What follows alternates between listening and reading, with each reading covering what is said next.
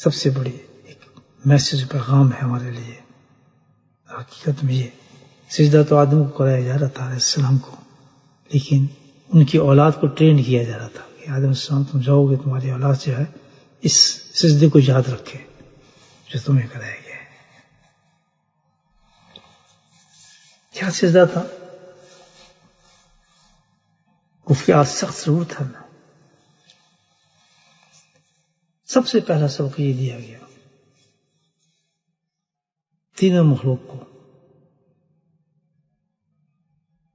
کہ تمہیں یہ اشکال ہو سکتا ہے کہ ایک نوری ہے، ایک ناری ہے، ایک مٹی ہے، تو یہ کیسے ہوا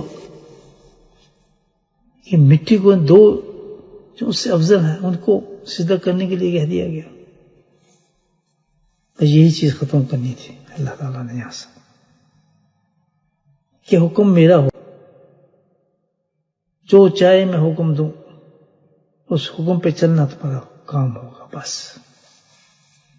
میرے حکم کو بجا لانا تمہارا کام ہے.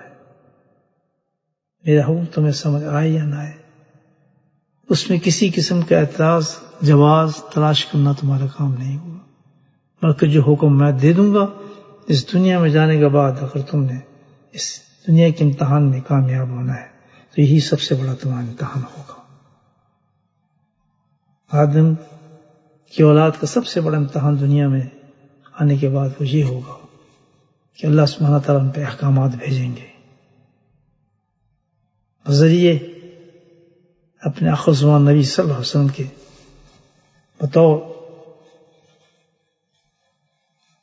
نبی آخر.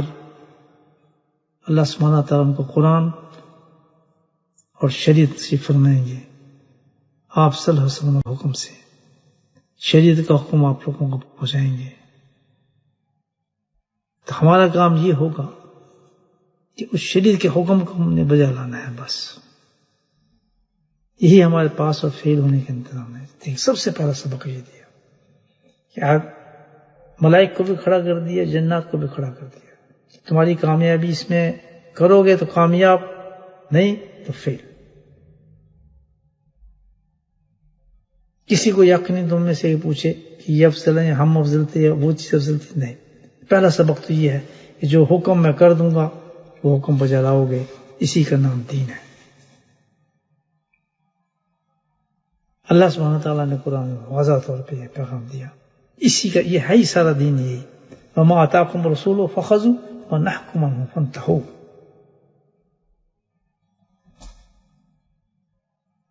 میرے حبیب صلی اللہ علیہ وسلم مجھ سے لے کر جو چیز بھی وہ دیں گے وہ میری طرف سے ہوگی. ومن یطیع الرسول فقط اطاع اللہ. اللہ کے رسول کی اطاعت بالکل ایسی ہوگی جیسے اللہ کا حکم تم مان رہے ہو. اللہ کا حکم یاد رکھو. اور جب میرا رسول تمہیں کوئی حکم پہنچائے، تمہاری سمجھ میں آئے یا نہ آئے، تمہارا ماحول اس کو ایکسیپٹ کرے یا نہ کرے، تمہاری سوسائٹی اس کو ایکسیپٹ کرنے کے قابل ہو یا نہ ہو، دنیا کے تم کسی خطے میں ہو، اسلامی ملک ہو یا غیر اسلامی ملک میں ہو، کہیں بھی تم موجود ہو، جہاں بھی میرا نبی کا حکم پہنچ جائے تم پر، تو تم پر لازم ہوگا کہ اس حکم کو بجا لاؤ. اس کے لیے کوئی جواز پیش نہیں کر سکتے. یہ پہلا سبق دیا جا رہا ہے کائنات کے اندر. جو شخص رسول صلی اللہ علیہ وسلم کی مخالفت کرے گا وہی شخص رسول من بعد ما تبین له الہدی، جبکہ واضح طور پر وہ پیغام دے رہے ہیں، آپ کو بتا رہے ہیں کہ اس کو مت کرو، بے پردہ مت جاؤ، بے حیا مت بنو، یہ چیزیں مت کرو. جو شخص بھی اس کی مخالفت کرے یشاء اللہ رسول من بعد ما تبین الہدی، واضح طور پر ہمارے واقع ہے، واضح جو ہے تمہیں پہنچایا ہم نے قرآن کے ذریعے، شریعت کے ذریعے پہنچتا ہے تم تک اور تم جانتے ہو اسے. وَيَتَّبِعْ غَيْرَ سَبِيلِ الْمُؤْمِنِينَ وَنُضِلُّهُ وَتَوَلَّهُ رَسُولِهِ وَسُنَّهُ. اور جو اس راستے کو چھوڑتا ہے تو یاد رکھ پھر کیا ہوگا. جو ہمارے راستوں کو چھوڑ دیں گے، جو ایمان والے کے راستے کو چھوڑ دیں گے، اللہ کے رسول کے راستے کو چھوڑ دیں گے، تو ہم اس کو جہنم میں داخل کریں گے. سبحان اللہ. سنتے جہنم سات مسیرہ، وہ سب سے بری جگہ ہوگی ان کے لیے. کس چیز کی سزا دی جا رہی ہے؟ کس چیز کی سزا دی جا رہی ہے؟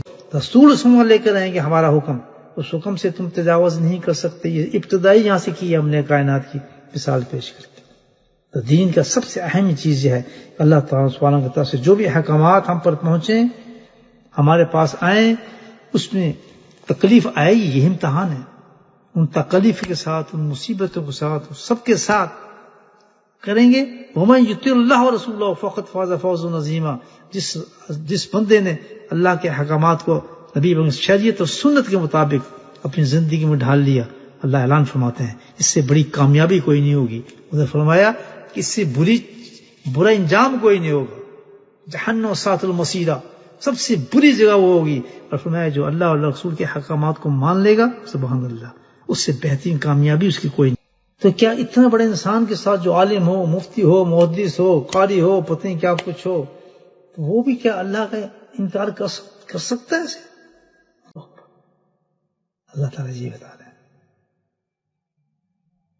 جی ہاں، کر سکتا ہے. اسی وجہ کیسے؟ اس نے جو ساری عبادات یہ کی تھیں، سننے نقطہ اس میں کیا تھا، اس نے جو ساری شیطان نے جو ساری عبادات کی تھیں، جو علم سیکھا تھا، جو عابد بنا تھا، جو زاہد بنا تھا، اللہ تو خبیر بصیر ہے.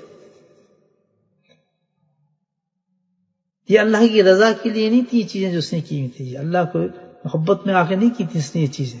سن لیں، عابد ہونا، عالم ہونا، زاہد ہونا، مفتی ہونا، فلاں ہونا، فلاں ہونا، یہ کوئی بلندی کا نام نہیں ہے. یہ سنیں، یہ تو شیطان بھی کرتا تھا اور شیطان نے کیا. کیوں نکالا گیا اس کو؟ رد کیوں گیا؟ معلوم کیوں بنا؟ وجہ یہ تھی کہ ساری عبادات اس کی اللہ کی رضا کی نہیں تھی، بلکہ اس کے پیچھے ایک لالچ تھا. اور یہ لالچ تھا کہ تمام یہ باتیں اس لیے کر رہا تھا کہ وہ خلافت چاہتا تھا زمین کی. وہ کہہ رہا تھا اللہ تعالیٰ یہ سب کچھ دیکھ کے مجھے زمین کی خلافت دے دیں گے، بس میں چودھری بن جاؤں گا. جو تو پتا تھا کہ زمین بن رہی ہے اور کسی کو دینی تو ہے. ذہن و گمان بھی نہیں تھا کہ مٹی کا ایک پتلا اٹھے گا اور وہ اس پوری زمین کا خلیفہ بن جائے گا. بولے سبحان اللہ.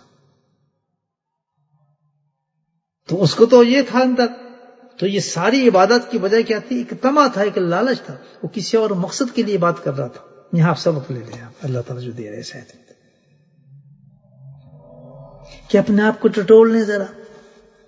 آپ جو عبادت کر رہے ہیں، جو آپ جو عالم بن رہے ہیں، جو آپ قاری بن رہے ہیں، جو آپ حافظ بنے ہوئے ہیں، یہ سب کی جتنی عبادت اللہ کی رضا کے لیے ہیں. یہ اللہ کی رضا کے لیے ہے. یہ اس کے پیچھے دنیا کے لالچ ہے، پیسے کمانا ہے، مال کمانا ہے، عزت حاصل کرنا ہے، لوگوں کو پیچھے لگانا ہے، اور بہت سی چیزیں آج ہم دنیا میں دیکھ رہے ہیں. بے انتہا ہے، اس کی انتہا کوئی نہیں. گھر گھر چپے چپے میں آپ دیکھ رہے ہیں چیز پھیلی. جب ایسی عبادت کی جاتی ہے، سننے بڑا درست بات ہے، جب ایسی عبادت کی جائے یا ایسی نیکی کی جائے کہ جس کے پیچھے دنیاوی مطلب ہو، مال کمانا ہو، دنیا کمانا ہو، شہرت کمانا ہو، کسی بھی وجہ، کوئی وجہ اس کے پیچھے ہو، اللہ کے لیے نہ ہو وہ چیز، تو یاد رکھنے کی چیز کیا ہوتا ہے پھر اس عبادت کے پیچھے ایک بیماری پیدا کر دیتے ہیں اللہ تعالیٰ. اس عبادت کے پیچھے اللہ سبحانہ تعالیٰ ایک بیماری پیدا فرما دیتے ہیں، اور وہ بیماری اللہ اتنی بڑی بیماری ہے، اتنی بڑی بیماری ہے کہ بس اس کا یہ سب سے پہلا گناہ ہے، یاد رکھیں، جو پیدا ہوتے اللہ تعالیٰ نے دکھایا ہے کہ کیونکہ وہ طمع رکھتا تھا پیچھے، میری ساری عبادات کے پیچھے طمع تھا، مطلب تھا. تو اللہ تعالیٰ نے یہ بتایا کہ اس کے پیچھے ہم نے ایک ایسی بیماری اندر ڈال دی، ایسی بیماری اندر ڈال دی جس کی وجہ سے وہ برباد اور تباہ ہو گیا. اللہ نے اس کو یہ سزا دی. تو جب کوئی آدمی اللہ کی نیکی، عبادات، صدقات جو کچھ بھی کرے گا اس میں اللہ مقصود نہیں ہے بلکہ دنیا مقصود ہے، دنیا کی بڑائی مقصود ہے، تو پھر کیا پیدا ہوگا اس میں؟ وہی بیماری پیدا ہوگی جس کے بارے میں حضرت قطادہ رحمۃ اللہ فرماتے ہیں. وہ کیا ہے؟